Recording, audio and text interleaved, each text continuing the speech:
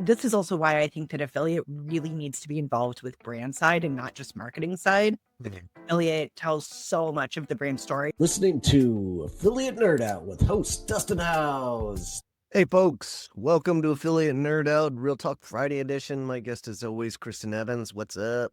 Nada, how are you? Super. If anybody out there is watching and wants to join us, come on in, dustinhouse.com/join.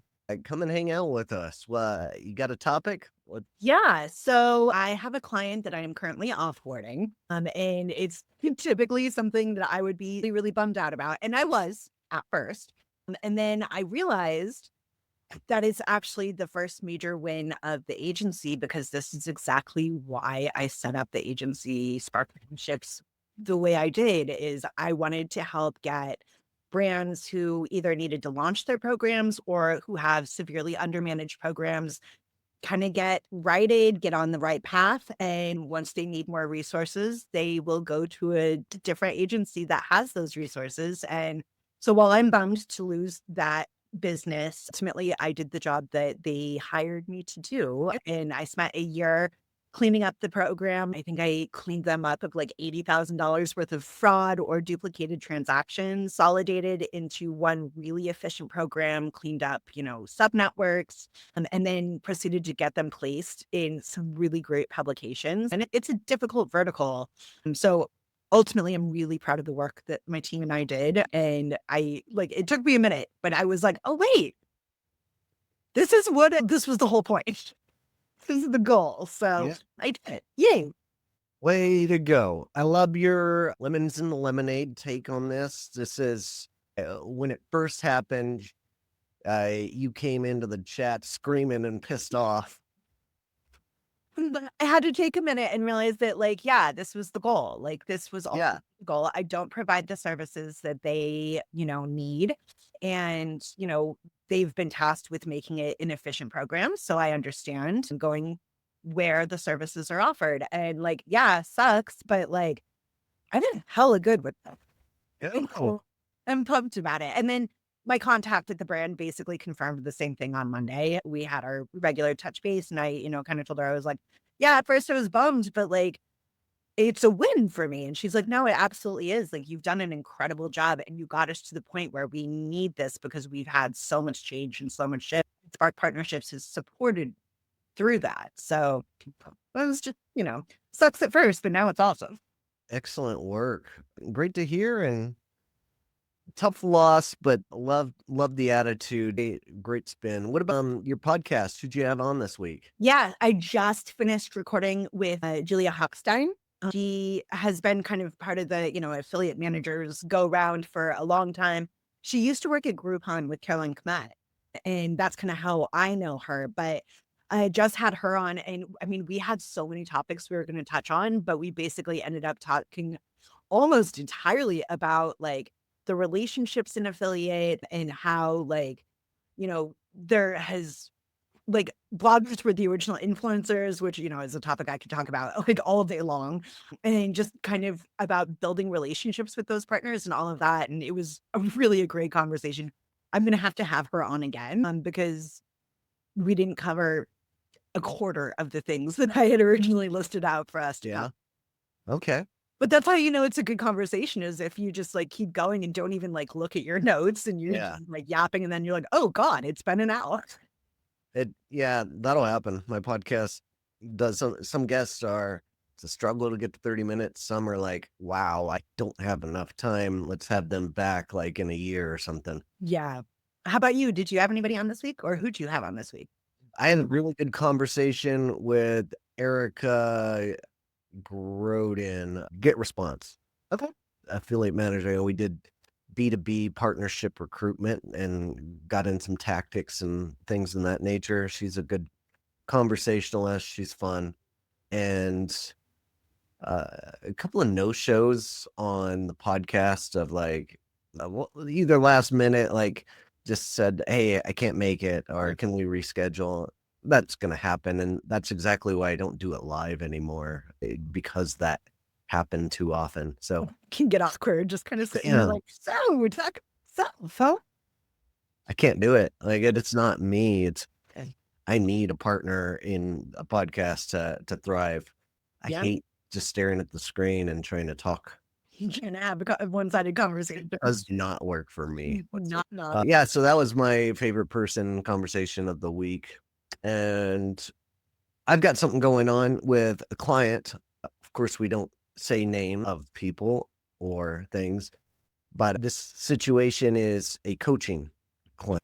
Founder slash CEO comes to me and says, "Hey, I think my team needs some repair and an audit. Like, can you take a look, do some coaching?" I'm like, "Yeah, you got it. Let's get in there." And then it's mostly junior folks, guys that have anywhere between 0 to 5 years experience as an affiliate manager running this program. And it doesn't, it, I ran into this concept that I've been very consistent with throughout my career is people that have like 2 to 4 years experience in affiliate have this weird complex of they think they know everything, right? Everything. Yeah. Everything. I've been there. Hi, I've done Yeah. it.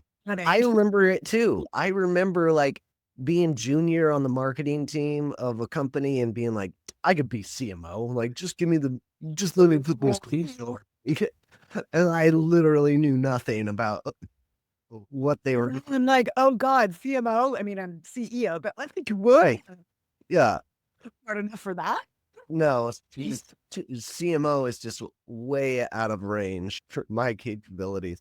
But I was thinking about like naming this kind of person like in that career, and you and I kind of bounced some ideas. What did we end up coming up with? Do you Affiliate remember? adolescent.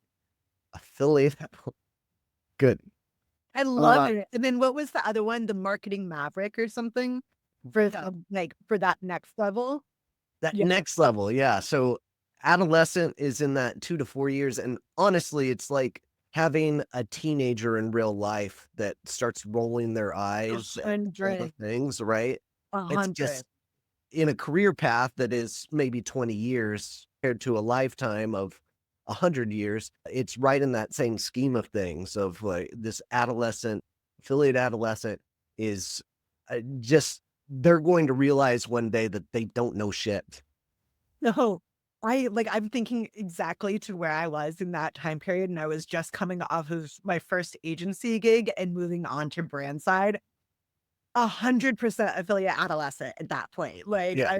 I mean, that was also just on like the management side. I had previously been on the affiliate side. So like I knew more, but on the management side, I did not. And like, yeah, I was absolutely like a teenager. Yeah. Yeah. And then we went with, what was it? Maverick? What Maverick? Was it marketing maverick? Marketing or like mid-level Maverick? Mid-level maverick. That's what Yeah. it was. And that's that person that's 4 years plus, like 4 years to 10 years. Mhm. And they're just like, I'm a go-getter. I'm going to start being a consultant. I'm going to go out there. I've got enough experience and like, wet enough to like do some damage and maybe to go out and start killing it. Maybe they don't. Maybe they figure out that their journey is, hey, maybe entrepreneurship isn't for me. And It's not for everybody. It's not for everybody. no, but it's still good experience regardless. Yeah. I think everybody should suffer through it a little. Like, I think everybody should suffer through working in the service industry. Yeah. I think everybody needs to work in the service True. industry at some point in their life, whether you're a hostess, a busser, a line cook, a bartender. Like, go eat the shit for a minute and then turn around and see how it is. Yes. Agreed. And along those lines, I had another really good conversation with Tanner Braden this week as well. He's doing his own thing. He's in that marketing maverick zone, right? Okay. But he broke things down even further than I even go, right? He said he made this motion of we need to go to the fundamental level of what is marketing when you get on with a client, and getting back to that level before you even start with like the partner personas. What is it we're trying to accomplish? And it's a step that I don't take back enough as well. And I think it's a very good practice with new clients, and especially trying to learn what the product is first before ever going into that next level. Yeah. Yeah. 100%. I think that when working with clients, you do need to have a much more zoomed out view of like overall where they're going, what's going on with them. Are there rebrands, relaunches coming up? Are they repositioning themselves in some way? Are they going after a certain level of funding? Like literally what are they doing? And what's the overall scope of, marketing's overall goals for like basically the entire year? Because if affiliates not in lockstep with that, and I just talked about this a little bit on the podcast, but like if they're not in lockstep with that, it's not going to work as well. And so as much as you're doing kind of a marketing 101, like you also need to do an affiliate 101, regardless of how familiar they might be with affiliate, because everybody approaches it a little bit differently. But this is also why I think that affiliate really needs to be involved with brand side and not just marketing side. Mhm. Affiliate tells so much of the brand story, and the greater like halo effect of affiliate often impacts brand more than it does marketing, because we fill so many of the different gaps within marketing. Concur. I concur, doctor. Just want to remind everybody, like the AM community that we have, where we're approaching 100 members in there. It's free. Come hang out at dustinhouse.com/affiliate. I'll add that into the comment section in this, but it's in its infancy. It's starting. I'm just trying to invite people to come and like engage and have a free thing. And every week I show up into the water cooler, and every week no more than one person shows up. You really want to know about who? 100 members, and nobody's coming to the same. It's marketing work there, buddy. I guess I do. I don't know how else to charge less than free to come and hang out. Fair. What I'm spending $100 a month just building this community up, and I'm not trying to make money with it, but ultimately I just want to have a safe place for those affiliate adolescents to come and like learn some additional skills if they're into that thing. Yeah. So, and I don't give it, not every 2 to 4 year in your career is in that capability. Like there's others that are in there that are like eternal learners like me and you, and like we want to learn and please teach us things. So Please. it's not everybody, but it is a weird dynamic that I've seen way too often. It's true. It's true. Yeah. Well, What do you got going on this weekend? oh, weekend plans, nothing spectacular. Clean the pool, It's a good thing to do. make some improvements to the deck. What about you? You got something going? Yeah, we're headed down to San Francisco tonight to see a WNBA game. The Dallas Wings are playing at the Valkyrie, so got my Wings gear on. And then we are going to the Balloon Museum tomorrow. And then headed down to Salinas to see family. And then on Sunday, we're going to stop and have brunch in Capitola and stick our toes in the ocean. Cool. So Is the Balloon Museum in San Francisco? I'll send you a link. It looks really cool. Never heard of it. Yeah, I was getting served ads on Instagram, and I finally looked it up, and I was like, yes, immediately. Yes. It looks so awesome. So yeah, we're going to go check that out. Okay. Have you been to an Exploratorium in a while? Yeah, we went last February, I want to say. I love Yeah. the Explore. I could spend all day in it. Big. I am I such remember- a child. I love it there. I remember going as a kid and really loving it, and then they redid everything, and the new place is super cool as well. So Yeah, that's one of my good buddies from Florida, he sometimes, like, one of his company's offices is in San Francisco. So he'll call me and be like, hey, I'm in the city. And we're like, yes, immediately. So all three of us went down and had lunch with him. And then the four of us went to the Exploratorium. Dexter loved it. He thought it was great. So I think the Balloon Museum is going to be kind of right up that alley. And then Amy Scanlon was just telling me about the Mechanical Museum, which is also apparently really cool. So mechanical. Nah, I haven't heard of it, but me neither.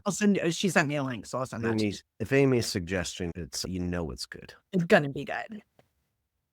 Amy doesn't have a bad suggestion. Well, that's true. That's absolutely true. Okay. Oh, all right. That's it for us. Thanks for joining me, and keep on recruiting out there, folks. See ya. Bye.